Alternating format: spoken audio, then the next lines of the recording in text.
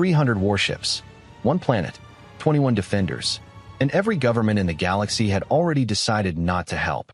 This is the story of what happened anyway. The planet was called Averon. From orbit, it looked almost impossibly gentle. 3 wide oceans shimmered in deep sapphire blue, broken only by scattered chains of emerald islands, and 2 great continents that curved across the planet like open hands. Vast forests covered most of the land, dark green seas of trees that stretched for thousands of kilometers, broken by rivers that reflected the pale light of Averon's twin moons. The cities were small. Not small because the Avery lacked technology. Their ships traveled between stars, their science was advanced, and their understanding of biology was among the most respected in their region of the galaxy. Their cities were small because they preferred them that way. Most Avery settlements were quiet clusters of curved white structures built along rivers or within valleys where the wind moved gently through tall grass. From above, their cities looked less like industrial centers and more like natural patterns, as though the planet itself had grown them. The Avery were not a species that believed in dominating their world. They believed in living within it. They were tall and slender beings with smooth silver-gray skin and long, expressive fingers that allowed them remarkable precision when working with delicate instruments. Their eyes were deep blue, reflective and calm, and their voices carried a musical softness that other species often described as strangely reassuring. In galactic politics, the Avery were considered a minor civilization. Not weak, simply quiet. For almost 2 centuries, Averon had been a member of the Galactic Concord, a vast alliance of hundreds of star-faring species bound together by treaties, economic agreements, and mutual defense protocols. The Concord liked to describe itself as the stabilizing force of the galaxy.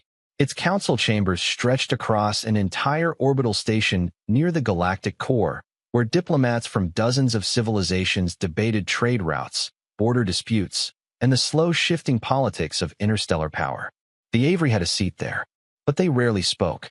Their representative, Elder Valeth, had served on the council for almost 40 years, and during that time he had developed a reputation for patience and restraint. Valeth believed in the Concord. He believed in the idea that many species, each different and imperfect in their own way, could still build something stable together. It was a hopeful belief. On Averon itself, life moved at the same calm rhythm it always had. Farmers tended floating agricultural platforms in the planet's shallow coastal seas.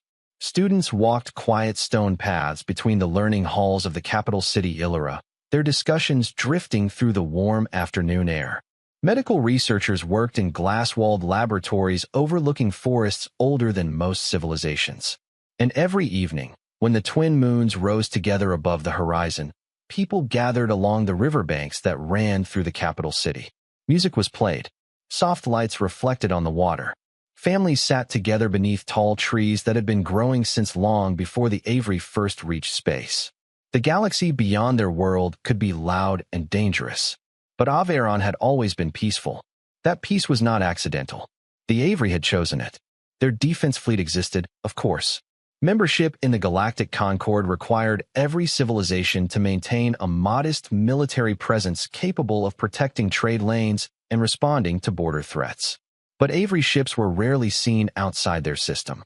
They were patrol vessels, not warships. Tools of security, not conquest. For nearly 200 years, that had been enough. The Concord protected its members. Or at least that was what everyone believed. On the evening before everything changed, Elder Valeth stood on the highest balcony of the Concord Embassy in Illira and watched the 2 moons rise over the river. Below him, the city glowed with soft amber lights. Somewhere nearby, a group of musicians were playing an old melody that had been passed down through generations. Valeth listened to it quietly. He had spent most of his life working with other civilizations. He had seen political tension, territorial disputes, and more than a few military confrontations between rival species. But the Concord had always held. Slowly, imperfectly, but it held. And Averon had remained safe. The stars above the city were bright that night. Bright enough that one of the embassy's junior communications officers noticed something unusual when she checked the deep space monitoring network shortly before midnight. A pattern. a faint cluster of signals appearing far beyond the outer sensor boundary of the Averon system. At first, the readings looked like noise, sensor ghosts, but as she watched, the signals grew stronger, and then stronger again. She leaned forward in her chair and began running additional scans. Numbers started appearing across her screen, long columns of them, coordinates, velocity vectors, mass signatures. Her fingers froze above the console, because she suddenly understood what she was looking at. A fleet, a very large fleet, moving directly toward Averon. The first person to fully understand the sensor data was Lieutenant Sarantau, the communications officer on night watch at the Averon Deep Space Monitoring Array. Saran had worked the monitoring station for almost 5 years. Most nights were quiet, routine traffic from merchant ships, distant research probes sending periodic updates, the usual background noise of a civilized star system. Nothing about the incoming readings looked routine. At first it was only a cluster of faint signals. Then the system's automated scanners began resolving them. Mass signatures, engine emissions, formation patterns. Saran leaned closer to the screen, her long silver fingers hovering above the console as the computer refined its calculations. More data appeared. 1 ship, then 6, then 20. Her heart began to beat faster. The numbers continued climbing. 40, 80, 100. The system's threat analysis program activated automatically and began marking each signature with a red icon. Saran ran the scan again. Then again. The result didn't change. By the time the system completed its full long-range sweep, the display had stopped listing individual vessels entirely. Instead, a single number appeared at the top of the screen. 312. Saran felt a sudden chill move through her chest. 312 warships, moving in coordinated formation, and every one of them was heading directly toward Averon. She didn't hesitate. Her fingers moved quickly across the console, routing the data through the planetary defense network and marking the report maximum priority. Within 30 seconds, alarms began sounding across the Averon Defense Command Center. Elder Valeth was awakened just before dawn. The messenger who arrived at his residence spoke quietly but urgently. "Elder," the young officer said, bowing quickly. "You are needed at the Embassy Command Center immediately." Valeth had served his people long enough to recognize the tone. Something serious had happened. He dressed quickly and followed the officer through the quiet streets of Illyra as emergency vehicles began moving through the city. By the time they reached the embassy tower, the sky over the river had begun turning pale blue with morning light. Inside the command center, dozens of analysts and officers stood around the central display table. The room fell silent when Valeth entered. A tall defense officer stepped forward. "Elder," she said carefully, "you need to see this." She activated the display. A three-dimensional map of the Averon star system appeared in the air above the table. At the far edge of the system, hundreds of red icons glowed like a spreading storm. Valeth studied the formation quietly. "How many?" he asked. 312 confirmed, the officer replied. "Possibly more. Some signals are still resolving." Valeth nodded slowly. "Identification?" The officer hesitated for a moment. Then she answered, "The Dravari Dominion." The room grew very still. The Dravari were not a rumor. They were not a distant political concern discussed in council chambers. They were a fact. Over the past 30 years, the Dravari Dominion had expanded across an entire region of the outer spiral arm. 12 civilizations had attempted to resist them. 12 had failed. The Dravari did not attack impulsively. They did not raid or threaten. They studied. They calculated. And when they moved with overwhelming force. Every campaign followed the same pattern. A massive fleet would appear without warning. Planetary defenses would resist briefly. Then the system would fall. Some worlds were conquered. Others were simply stripped of resources and abandoned. The Concord had debated the Dravari threat many times. Resolutions had been proposed. Committees had been formed. But the Dominion had always remained just outside the official borders of Concord space. Until now. Valeth looked again at the approaching fleet. "They are certain of victory," he said quietly. The defense officer nodded. "Yes." Estimated arrival? 42 hours. The room remained silent. 42 hours was not enough time to build a fleet. It was not enough time to evacuate a planet. It was barely enough time to prepare defenses. Valeth folded his hands behind his back and looked at the red icons slowly moving across the display. The Avery Defense Fleet consisted of 21 patrol ships. Good ships, well-maintained, but they had never been designed to face 300 warships. Not alone. After a moment, Valeth spoke again. "Send a distress signal," he said calmly. "To the Concord Council. Highest priority." The officer nodded immediately. "Yes, Elder." Valeth watched the display as technicians began transmitting the signal across every major communication channel in the sector. The message was simple. Averon is under threat. Dravari fleet approaching. Immediate assistance requested. The Concord existed for moments like this. Or at least that was what everyone had always believed. Valeth stood quietly beside the display table and watched the distress signal leave the system, traveling outward through the dark between stars, carrying a single request to the rest of the galaxy. "Help us." The distress signal left Averon at dawn. It traveled as a wideband emergency broadcast, transmitted simultaneously across dozens of frequencies, and routed through the fastest communication relays the Galactic Concord maintained. Within minutes, the signal began reaching the outer listening stations scattered across nearby systems. Within an hour, it had reached the central relay hubs of the Concord itself. In theory, the system worked very well. Every member civilization of the Concord had agreed to the same rule centuries earlier. When a distress signal from a member world was received, it would immediately be elevated to the Emergency Response Council, where a rapid decision could be made about intervention. The system existed precisely to prevent disasters like the ones the Dravari Dominion had already caused.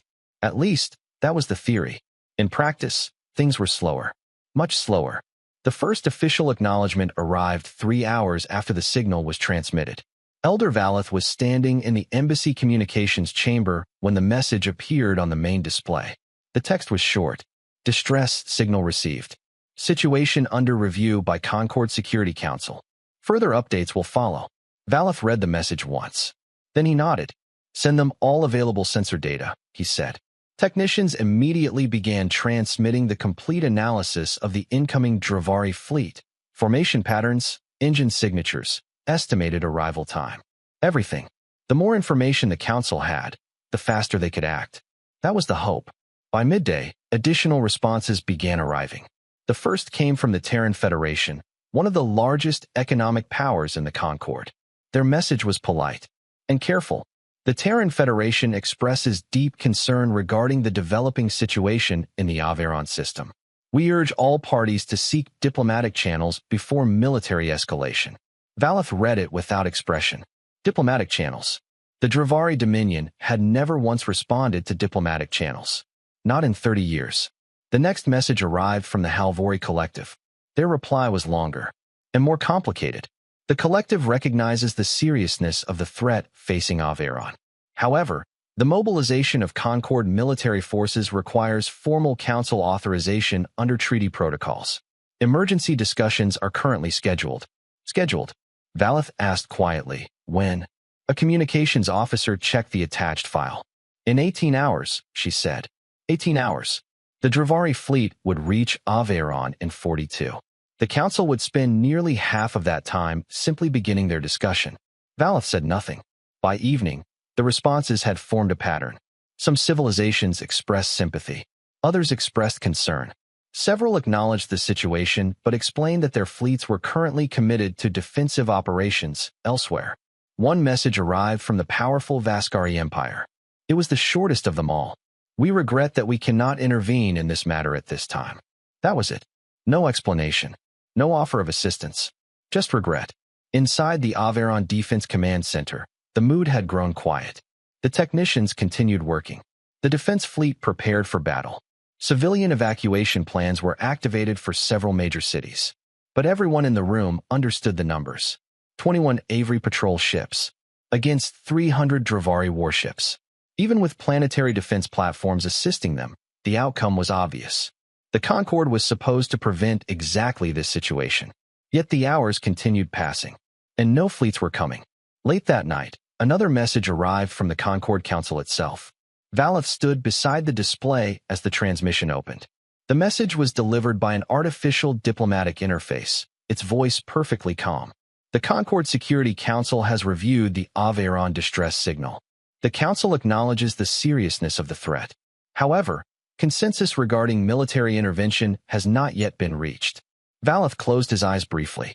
The voice continued. Further discussion will take place at the next emergency session scheduled in 24 hours. 24 hours. The Dravari fleet would arrive in less than 20. The council meeting would happen after Averon was already under attack. The message ended with a final line. The Concord expresses its sincere hope for a peaceful resolution to this situation. The transmission closed. The command center remained silent for several seconds. Finally, one of the younger officers spoke quietly. Elder, does this mean no one is coming? Valeth looked at the tactical display where the red icons of the Dravari fleet had moved noticeably closer. Then he answered with the same calm voice he had used his entire career. It means, he said carefully, that we should prepare to defend our world ourselves. Across the room, the communications network continued broadcasting the Averon distress signal into deep space. Again and again, the message traveled through star systems, relay stations, and listening arrays across the Concord's territory. Most civilizations had already heard it. Most had already chosen their response. Concern, sympathy, discussion, but no ships, no fleets, no help. The signal continued moving outward through the darkness between stars, carrying the voice of a small civilization calling for help, past the borders of Concord space, into the dark regions of the outer spiral arm, into star systems that were barely mapped, into territories where only a few small civilizations had ever been recorded. The signal kept moving, and somewhere in that darkness, someone heard it. The signal reached Earth at 3:12 coordinated planetary time. Most of the planet was asleep. Cities across Europe and Africa were quiet under the late-night sky. North America was deep in the early hours of morning. In Asia, the first light of dawn had just begun touching the horizon. But inside the United Earth Defense Command headquarters in Geneva, the lights were always on. They had been for decades. Trouble in space rarely followed a convenient schedule.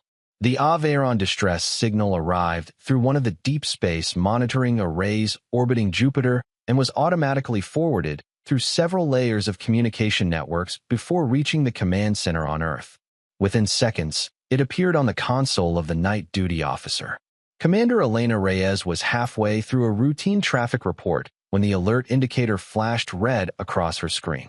She paused. Emergency broadcasts were rare. Wideband distress signals from outside human territory were even rarer.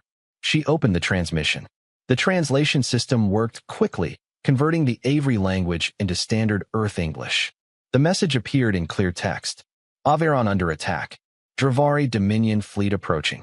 Immediate assistance requested. Reyes read the message twice. Then she leaned back in her chair and pulled up the attached sensor data. The tactical overlay resolved slowly. Hundreds of ships. A tight siege formation. Estimated arrival time less than 10 hours. She exhaled slowly. That's not good, she murmured. She tapped the alert panel. Wake the Admiral, she told the system. Admiral Jonathan Hale had been in the military for 36 years. He had served on destroyers, commanded a carrier group, and spent the last 6 years overseeing the United Earth Defense Command's deep space operations. He had also learned something important during those decades. Bad news almost always arrived in the middle of the night. When the call came through, he was awake within seconds. By the time he entered the command center 15 minutes later, he was already dressed in uniform. The room quieted slightly as he approached the central command table. Commander Reyes stood beside the display. Admiral, she said, handing him a data tablet. Emergency broadcast from an alien civilization called the Avery. They're under attack. Hale read the message silently. Then he studied the fleet data. Dravari Dominion, he said. Reyes nodded. We've got some intelligence files on them from Concord Space. Expansionist Empire. They've wiped out a dozen civilizations over the last 30 years. Hale's eyes moved across the tactical display. 300 warships. Averon had 21. That part of the equation didn't take long to understand. How far away, he asked. 4 standard FTL jumps, Reyes replied. If we move immediately, the fleet could reach them shortly after the Dravari arrive. Hale stood quietly for a moment. Another officer spoke carefully from the far side of the room. Admiral, there's a complication. Hale looked up. The Avery are members of the Galactic Concord, the officer said.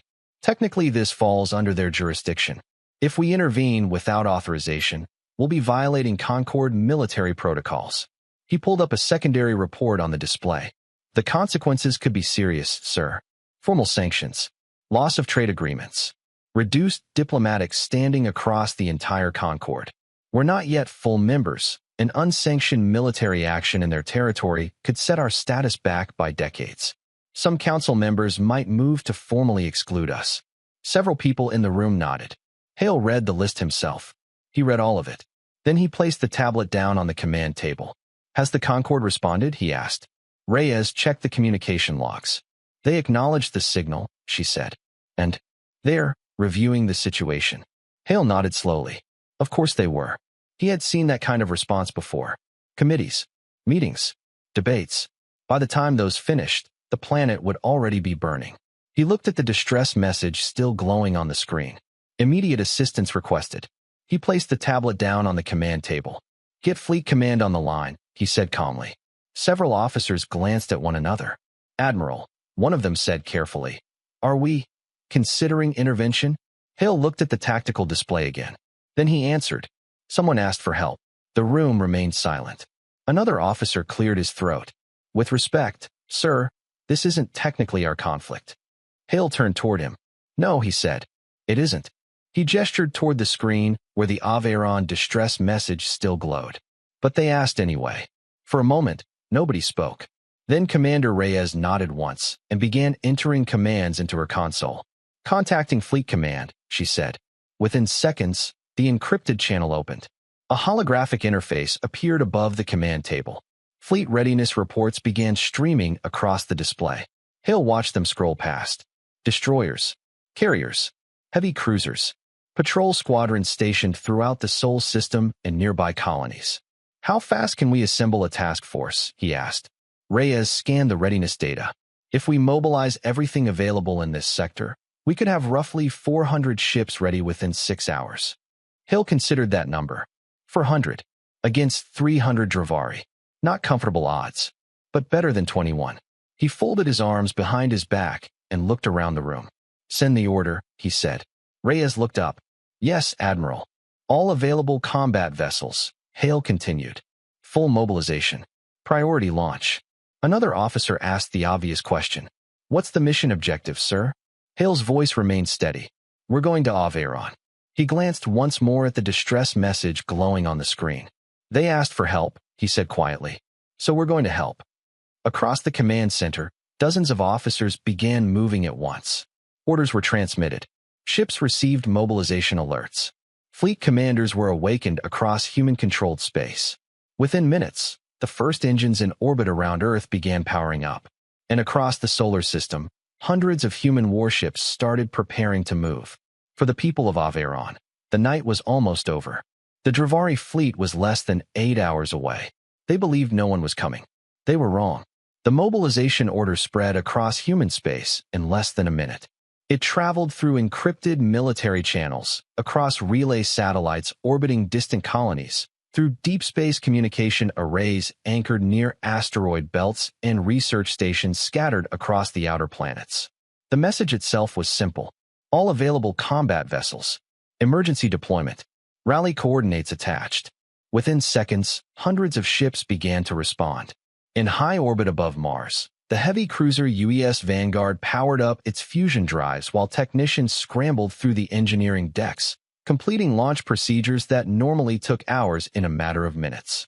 Captain Arjun Patel stood on the bridge watching the mobilization order scroll across the main display. Destination? He asked. The navigation officer enlarged the tactical map. Outer Orion Arm, sir. Planet called Aveyron. Patel studied the coordinates. That's a long way from home. The communications officer looked up from her console. Distress signal, Captain. Alien civilization under attack.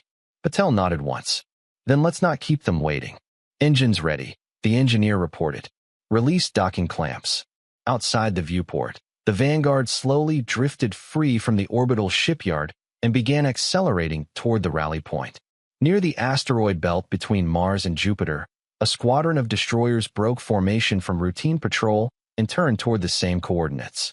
The ships moved quickly, their engines flaring bright blue as they shifted on to intercept trajectories that would lead them out of the solar system. Across the inner planets, similar movements were happening everywhere. Frigates left escort duty around cargo convoys. Heavy carriers powered up their launch systems. Defense platforms transferred fighter wings to mobile command ships. Human space had been quiet for months. Now, suddenly, it was alive with motion. 6 hours after the first order was issued, the assembly point outside Neptune's orbit had transformed into something remarkable. Ships arrived from every direction. Long lines of destroyers glided into formation. Massive carrier vessels took position at the center of the growing fleet. Support ships, medical transports, and supply vessels joined the formation one by one. The fleet kept growing. 200 ships, then 300, then more. At the center of it all was the flagship, the UES Resolute Horizon. From a distance, the ship looked almost understated compared to some alien warships described in Concord intelligence files. It had no ornamental structures, no dramatic winged hull sections, or intimidating spikes meant to project power. It was built the way human warships always were. Functional, efficient. Everything on its hull existed for a purpose. Armor plates layered carefully across the ship's frame. Weapon systems integrated into the structure itself. Sensor arrays positioned to cover every angle of surrounding space. The ship was large not for spectacle, but because the job required it. Inside the bridge of the Resolute Horizon, Admiral Jonathan Hale watched the fleet assemble on the tactical display. Hundreds of icons slowly settled into formation. Commander Reyes stood beside him reviewing the final readiness reports. Current count is 482 vessels, she said. Hale raised an eyebrow slightly. That's more than expected. Several outer colony patrol groups volunteered to join the operation, Reyes replied. They requested authorization to participate. Hale nodded. Approved. Reyes entered the command into the system. Outside the viewport, the last arrivals slid smoothly into position among the others. A fleet of nearly 500 human ships now hovered silently in deep space beyond Neptune. From the perspective of a distant observer, it would have looked like a small artificial constellation suddenly appearing in the darkness.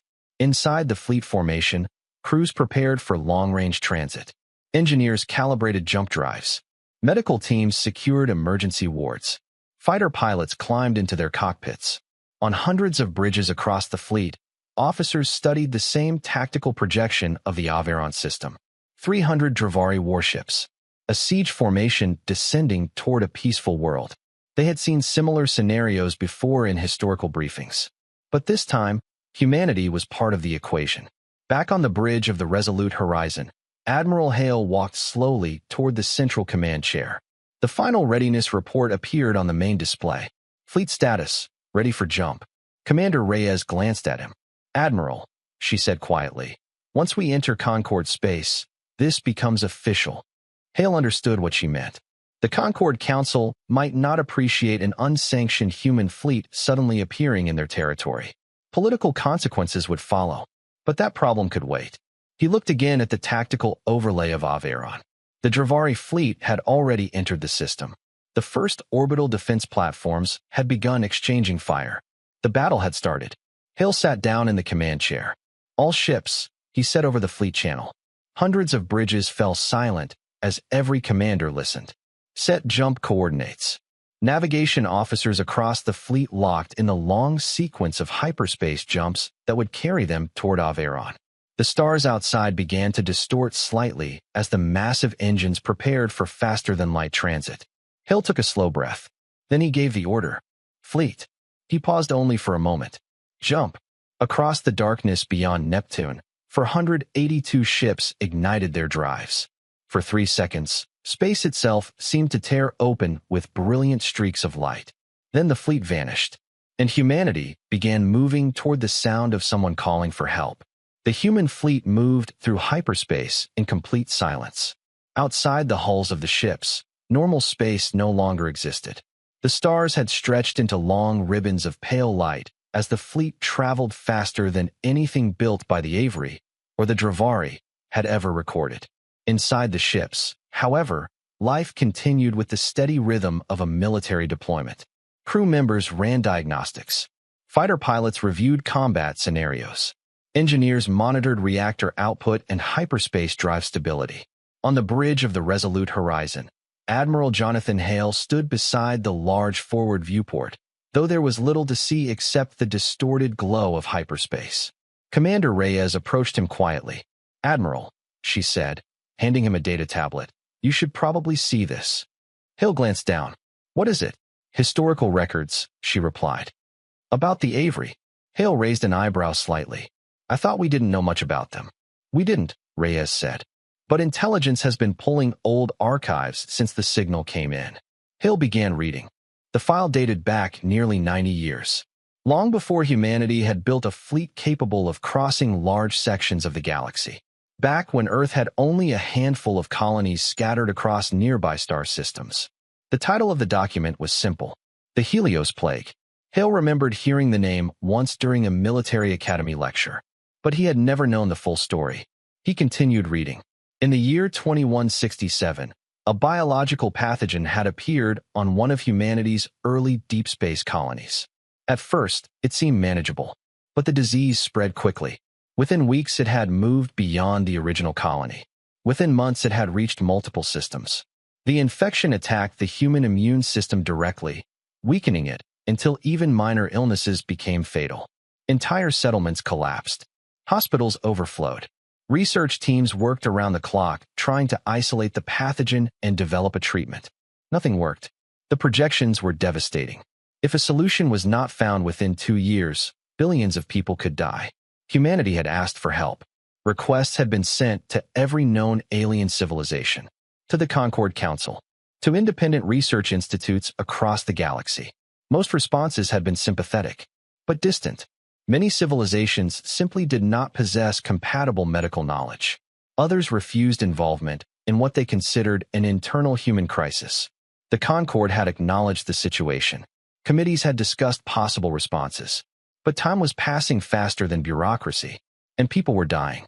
Then, without warning, a transmission arrived. A massive encrypted data package. No diplomatic introduction. No formal explanation. Just medical research.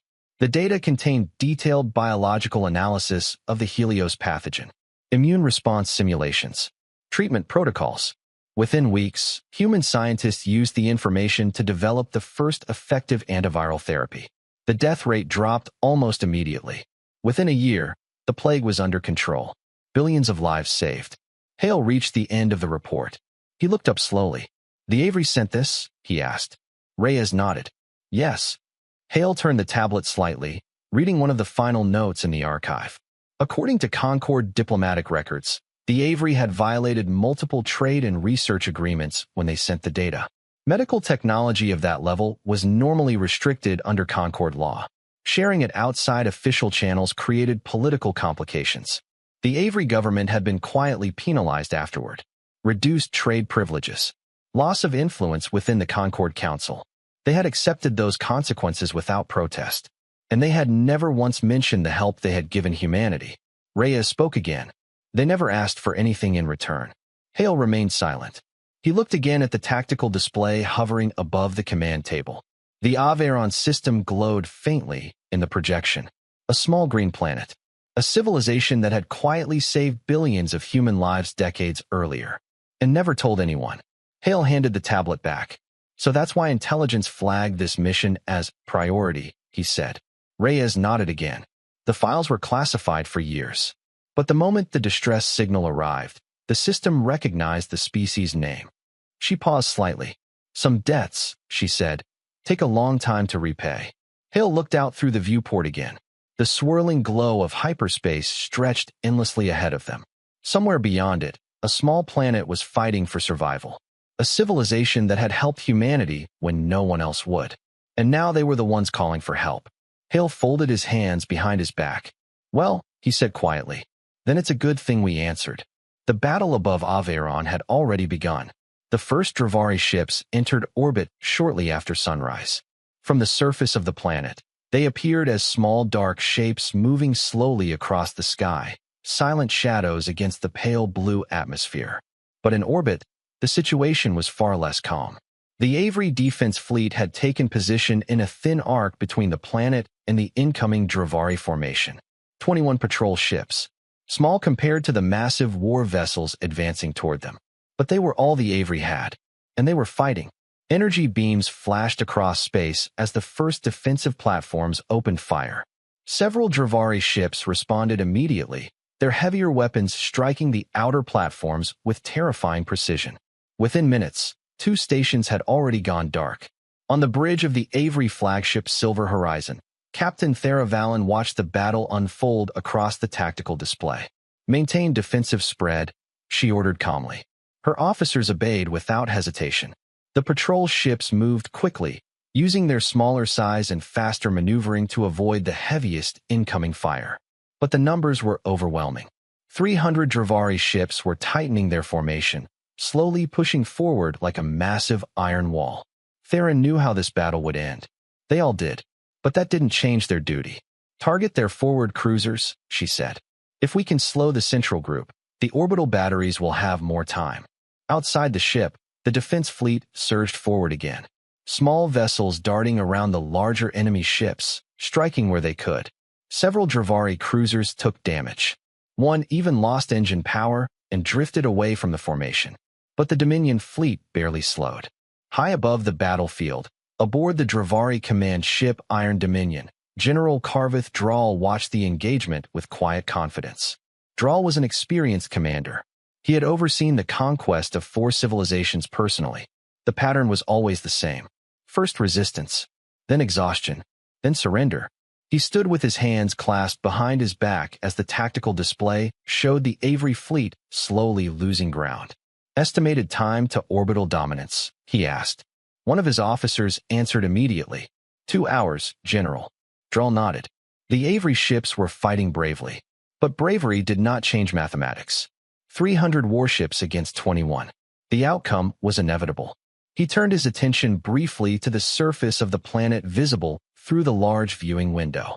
A peaceful world. Green continents. Bright oceans. Cities scattered gently across the land. Soon it would belong to the Dominion, just like the 12 worlds before it. Then the sensors began to change. At first, the anomaly appeared as a faint distortion at the very edge of the system's detection range. One of the Dravari sensor officers noticed it first. He frowned slightly at his console. "General, we're detecting something." Drall didn't turn immediately. "Clarify." "FDL signatures," the officer said. "Multiple." Drall walked slowly toward the sensor station. "How many?" The officer hesitated. "The system is still resolving the readings." More signatures appeared. 5, then 10, then 20. Drall's expression shifted slightly. "Are these Concord vessels?" he asked. "Unknown," the officer replied. The numbers continued climbing. 30, 50, 100. Now the entire sensor room had gone silent. The display struggled to track the incoming signals as more and more ships began dropping out of faster-than-light transit at the outer edge of the system. The computer switched from individual tracking to a single fleet estimate. The number appeared at the top of the screen. 482. The room remained completely silent. Drall stared at the number. Then he looked at the formation pattern appearing across the tactical display. 482 ships, arriving almost simultaneously, forming organized combat positions, and placing themselves directly between the Dravari fleet and the planet below. The communications officer spoke quietly. "General, we are receiving a transmission." Drall nodded. "Put it through." The voice that came over the channel was calm, clear, confident. "This is Admiral Jonathan Hale of the United Earth Defense Command. You are attacking a world that requested assistance. You now have 20 minutes to withdraw from this system." Drall stared at the tactical display. 482 unknown warships, positioned in a formation he had never seen before. He had expected fear. He had expected negotiation. Instead, someone had come to fight. For a few seconds after the transmission ended, the bridge of the Iron Dominion remained completely silent. General Carveth Drall stared at the tactical display. 482 ships. Unknown design. Unknown doctrine. Unknown weapons. The database began pulling what little information existed about the species that had just announced themselves. The results appeared quickly. Species: human. Civilization age: interstellar, 80 years. Fleet size estimate: limited. Drall frowned slightly. 80 years. That was barely a beginning. Most civilizations required centuries to build fleets capable of large-scale warfare. Yet the sensor display clearly showed nearly 500 ships, and they had arrived quickly, very quickly. He studied the formation. It was strange. Most fleets arranged themselves into defensive arcs or solid battle lines. Human ships had done neither. Instead, they hovered in what looked like a loose sphere around the Dravari fleet. Not aggressive, but not defensive either. Waiting, observing, measuring. Draal turned to the communications officer. Respond. The channel reopened. This system, Draal said calmly, is under the authority of the Dravari Dominion. Your presence here constitutes interference in an active military campaign. He paused slightly. Withdraw your vessels immediately. The answer came back almost instantly. This is Admiral Hale, the voice said again. You have 19 minutes left. No anger. No threats. Just a simple statement. Draal ended the transmission. For the first time in the campaign, he felt a small flicker of something he rarely experienced. Uncertainty. He turned to his officers. Maintain formation, he ordered. The Dravari fleet remained steady. 300 warships held position in their massive siege pattern. Draal did not intend to retreat, but he also did not intend to attack blindly. He had conquered 12 civilizations by studying his opponents carefully, and something about the human fleet felt unusual. On the bridge of the resolute horizon, Admiral Hale watched the same tactical map from the opposite perspective. Commander Reyes stood beside him, analyzing the Dravari formation. They're holding position, she said. They think we're bluffing. Hale nodded slightly. That's reasonable. The Dravari fleet had spent decades crushing weaker civilizations. They expected conventional warfare. Two fleets meeting head-on. Power against power. Numbers against numbers. That was not how humans preferred to fight. Hale turned toward the tactical station where Commander Malik Chun, the fleet's senior combat strategist, was working through several simulation models. Chun had 6 holographic screens open around him, each displaying a different angle of the battlefield. How does it look? Hale asked. Chun didn't look up immediately. They're disciplined, he said. Their formation is designed for mass compression. If we attack head-on, they'll concentrate fire and break our front line, which we're not going to do. No, Chun agreed. He tapped one of the holographic projections. This fleet has fought the same way for 30 years. Heavy central assault. Overwhelming numbers. He enlarged the model. That makes them predictable. Hale watched the projection. Chun continued. They assume fleets behave like armies. One direction, one main line of attack. He highlighted 11 different points around the Dravari formation. So we don't do that. Hale smiled faintly. Good. At exactly 20 minutes after the warning was delivered, Hale gave the command. All ships, he said over the fleet channel. Hundreds of human vessels immediately shifted from idle formation to full combat readiness. Weapons powered up. Targeting systems locked onto enemy vessels. Pilots prepared their fighters. Execute maneuver pattern Atlas 7, Hale said calmly. Across the fleet, commanders acknowledged the order. And then the formation changed. The Dravari sensors detected the movement instantly, but the pattern made no sense. Instead of charging forward as expected, the human fleet suddenly split apart. Not into 2 groups. Not into 4. Into 11 separate formations. Each group of ships accelerated in a different direction simultaneously. Some climbed above the orbital plane. Others dove below it. Several curved outward before swinging back toward the Dravari formation from the sides. From the perspective of the Dravari tactical display, the human fleet suddenly looked like a hand opening its fingers. Draal leaned forward slightly. What are they doing? His sensor officers struggled to keep up with the movement. Multiple vectors forming, General. How many? 11 attack groups. Draal frowned. 11. No fleet doctrine in the Dravari archives used 11 divisions. It was tactically inefficient. Too many moving parts. Too much room for error. But the human ships were moving with incredible coordination. Each group accelerating quickly, adjusting course with precision. The Dravari fleet attempted to reorient its formation. But the siege configuration was designed to push forward in a single direction. Breaking it apart required time. Time they no longer had. The first human strikes hit seconds later. 3 separate groups attacked simultaneously from different angles. But they didn't aim for the Dravari fleet's strongest ships. Instead, they targeted specific vessels on the edges of the formation. communication relays, shield support cruisers, navigation control ships, precise targets. The Dravari shields absorbed several hits, but others slipped through gaps in their defenses. 2 ships lost power immediately. Another began drifting out of formation. Dral's eyes narrowed. "They're not trying to destroy us," he said quietly. "They're disrupting the structure." Then the Dravari adapted. A cluster of heavy cruisers on the Dravari's eastern flank broke from the main formation and turned to intercept one of the human destroyer squadrons that had moved too deep into their firing arc. The cruisers opened fire with everything they had. The human destroyers scattered, but not fast enough. 3 ships took catastrophic hits in rapid succession. One broke apart completely, its hull splitting open in a sudden silent flash.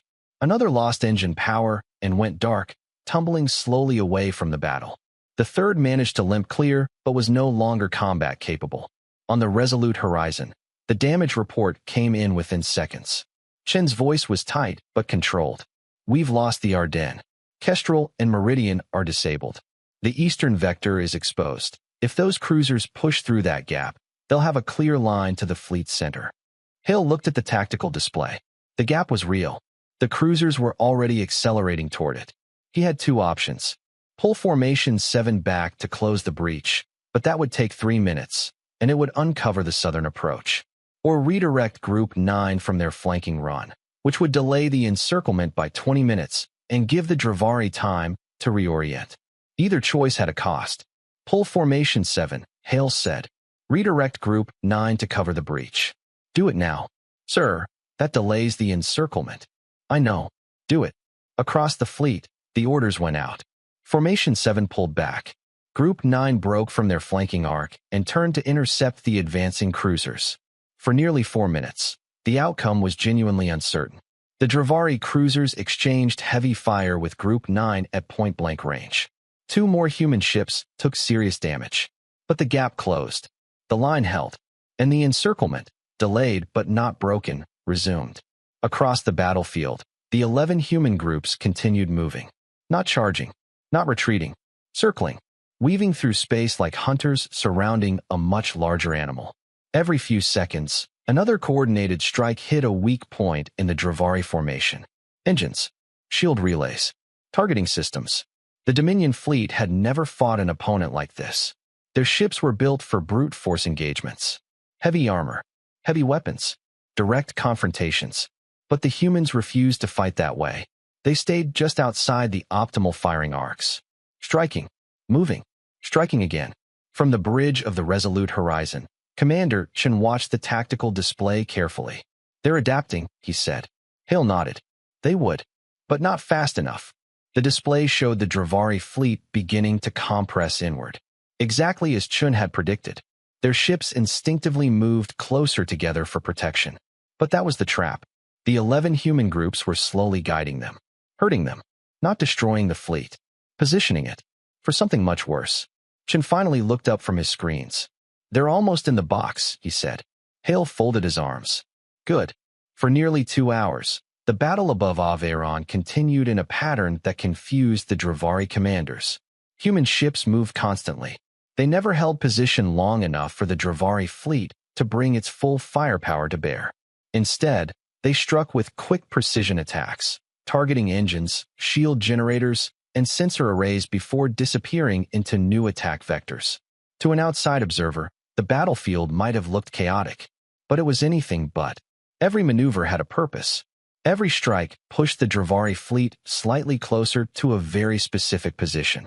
On the bridge of the Iron Dominion, General Carveth Dral watched the tactical map with growing concern. His officers were issuing orders rapidly now. Group 3, reinforce the northern flank. Cruisers 12 through 16 reposition. Bring the heavy batteries online. But the commands were becoming harder to coordinate. Because the battlefield was no longer a single front. The human fleet had fractured the engagement into multiple smaller conflicts happening simultaneously. 11 separate combat groups. 11 constantly shifting angles of attack. And every time the Dravari ships attempted to counter one threat, another appeared somewhere else. Dral's fleet was powerful, but it had been designed for overwhelming assault tactics. Not this. Not a fight where the enemy refused to engage directly. Then the sensor officer spoke again. General. Drawl turned. Yes. The human formations are tightening. The tactical display zoomed out automatically. Drawl studied the pattern. The 11 human groups had been spreading outward for most of the battle. Now they were moving inward again. But not randomly. The ships were forming a sphere. A slow, deliberate enclosure around the Dravari fleet. Every possible escape vector was gradually being sealed. Drawl's eyes narrowed. They've been guiding us, he said quietly. One of his officers looked confused. General? For 2 hours, Drawl continued. They have been shaping our movement. He pointed at the tactical map. They never intended to break our fleet. Another officer leaned forward. They're surrounding us. The sensor display confirmed it. Human ships now occupied every major approach vector around the Dravari formation. Above the orbital plane. Below it. To the east and west of the battlefield. Hundreds of vessels forming a tightening cage in space. For the first time in 30 years of campaigns, the Dravari Dominion fleet was completely encircled. On the bridge of the resolute horizon, Commander Chen watched the same moment unfold with quiet satisfaction. 3 hours, he said. Hale glanced toward him. On schedule. Exactly. Chen enlarged the tactical projection. The Dravari fleet icons were now clustered tightly in the center of the display.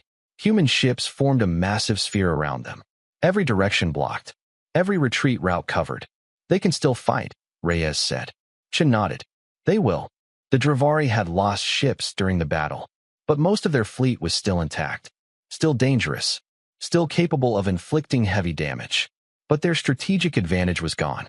For the first time in their expansion campaign, they were no longer the ones controlling the battlefield. Back on the Iron Dominion, General Drawl studied the display silently. He had commanded wars for over 2 decades.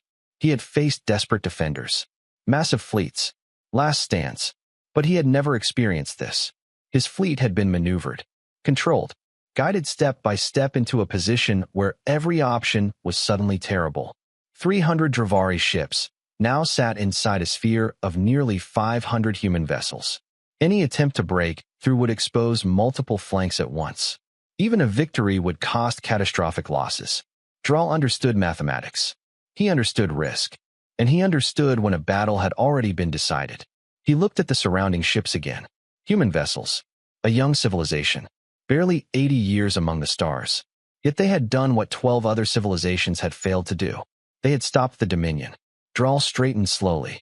Open a channel to the fleet, he ordered. The communication officer obeyed. The entire Dravari fleet waited for his command. For a moment, Drawl said nothing. Then he spoke. All vessels, he said calmly. Prepare for withdrawal. Across the battlefield, the massive Dravari formation began turning slowly away from Aveyron. Not fleeing in panic, but retreating. For the first time in 30 years, the Dominion had chosen to leave a world unconquered. For several minutes after the Dravari fleet began withdrawing, no one on Aveyron moved. Across the command centers, the cities, and the underground shelters where thousands of civilians had gathered, people watched the tactical displays in stunned silence. The red enemy icons on the screens were moving away, slowly at first, then faster as the Dravari ships accelerated toward the edge of the system. On the bridge of the Avery flagship Silver Horizon, Captain Thera Valen stared at the display as if she did not quite trust what she was seeing. Confirm the movement, she said quietly. Her sensor officer ran the scans again. They're disengaging, he said. Thera leaned forward. Completely. Yes, Captain. Their formation has broken. They're leaving the system. The words seemed unreal. For hours, the Avery fleet had been preparing for the final stage of the battle, the point where their defenses would collapse and the Dravari bombardment would begin. Instead, the impossible had happened. The enemy was retreating. On the surface of Aveyron, the same realization spread slowly. In the underground shelters beneath the capital city of Illyra, families huddled together around emergency screens showing the orbital battle. For a long time, the images had been terrifying. Flashes of weapons fire, defense platforms exploding, enemy ships closing in on the planet. But now something had changed. The red icons representing the Dravari fleet were shrinking, moving outward. One by one, they crossed the outer sensor boundary and disappeared from the display. The sky above the planet began to clear. A child in one of the shelters pointed at the screen. They're going away, she said softly. An older man beside her nodded slowly. Yes, he replied. They are. In the embassy command center, Elder Valeth stood at the observation window overlooking the city. Behind him, the room buzzed with quiet activity as officers confirmed the final sensor readings. The Dravari fleet had fully withdrawn. 300 warships had entered the Averon system, and now they were gone. Valeth closed his eyes for a moment, not from exhaustion, but from the overwhelming relief that followed the end of a battle he had believed they could not survive. A young communications officer approached him. Elder, she said gently. Yes. The human fleet is requesting permission to open a direct communication channel. Valeth turned from the window. Of course, he said. Put them through. High above the planet, the Resolute Horizon held position at the center of the human fleet. Hundreds of ships had begun regrouping after the battle. Damage reports were coming in. Several vessels had taken heavy hits. A few ships had been lost, but the fleet still held its formation, still stood between Averon and the empty darkness where the Dravari fleet had once been. On the bridge, Admiral Hale sat quietly in the command chair as the communications officer activated the channel. A moment later, the image of Elder Valeth appeared on the screen. The Avery leader looked older than Hale had expected. Tall, silver-skinned. His calm blue eyes studied the human commander carefully. For a moment, neither of them spoke. Then Valeth bowed his head slightly. Admiral, he said. His voice carried a quiet gravity. On behalf of the people of Averon, thank you. Hale nodded. You're welcome. Valeth glanced briefly at the tactical display behind Hale, showing the hundreds of human ships still in orbit. You arrived quickly, he said. We did our best, Hale replied. Valeth hesitated for a moment. Then he asked the question that had been on his mind since the battle ended. May I ask something, Admiral? Of course. Valeth folded his long hands together. There are many civilizations in this region of space, he said slowly. Most of them heard our distress signal. He looked directly into the camera. But you were the ones who came. There was a quiet pause. Why? On the bridge of the Resolute Horizon, several officers exchanged glances. Hale leaned slightly forward in his chair. That's a fair question, he said. He was silent for a moment. Then he answered. About 90 years ago, he said, humanity had a problem. Valeth listened without interrupting. It was a disease, Hale continued. We called it the Helios Plague. Something flickered in Valeth's eyes. Recognition. Hale noticed it. Yes, Hale said quietly. You remember. Valeth nodded slowly. That was a long time ago. For you, maybe, Hale replied. For us, not so long. Hale stood from his chair and walked slowly toward the large viewport at the front of the bridge. Below them, the green curve of Averon turned gently through space. A peaceful world, very close to becoming another ruin in the long list of Dravari conquests. When the Helios Plague spread through our colonies, Hale said, we asked for help. He folded his hands behind his back. We asked everyone. His voice remained calm. But most civilizations couldn't help us. He glanced briefly toward the communication screen. And some simply didn't want to. Valeth lowered his gaze slightly. The story was beginning to sound familiar. Hale continued. Then one day a data transmission arrived. No introduction. No political message. Just research. The Admiral turned back toward the screen. Medical analysis. Immune system models. Treatment protocols. Exactly what our scientists needed. The bridge remained quiet. Hale spoke the next part more softly. It came from Averon. Valeth was very still. For several seconds he said nothing. Then he sighed quietly. That research was not meant to cause political difficulties, he said. Hale gave a small smile. We know. The Avery elder looked back at him. You studied the records. We did, Hale replied. He gestured lightly toward the tactical displays surrounding the bridge. When that data saved our people, someone made a decision. What decision? Valeth asked. Hale answered simply. That we would remember. The Avery elder closed his eyes briefly. The rain had begun falling outside the embassy windows on Averon. Soft, steady drops tapping gently against the glass. Valeth spoke again after a moment. We never intended it as a bargain, he said quietly. Hale nodded. We know. Valeth looked up. We helped because people were dying. And that, Hale said, is exactly why we came. For a moment neither of them spoke. The weight of the conversation filled the silence. Finally Valeth asked one more question. You remembered this for 90 years? Hale shrugged slightly. Humans are stubborn. A few quiet smiles appeared among the officers on the bridge. Hale continued, "Billions of our people are alive today because someone on this planet decided to send that research." He gestured toward the world below. "We didn't know your names, but we knew where the help came from." Valeth sat back slowly. For a long time he said nothing. Then he spoke again. "There is a word in our language," he said carefully. "It doesn't translate well into other languages." "What does it mean?" Hale asked. Valeth thought for a moment. "It describes a bond that forms between people who help one another, even when neither of them expected anything in return." He looked back at the human admiral. "I thought that bond had been forgotten." Hale shook his head. "Not by us." The two leaders sat in silence for a moment longer. Then Valeth bowed his head slightly. "Thank you," he said again. Hale nodded. "Any time." 3 days after the battle, the Galactic Concord Council convened an emergency session. The meeting chamber aboard the Concorde's central station was enormous. A circular hall surrounded by tiers of seating where representatives of dozens of civilizations gathered to debate matters affecting thousands of star systems.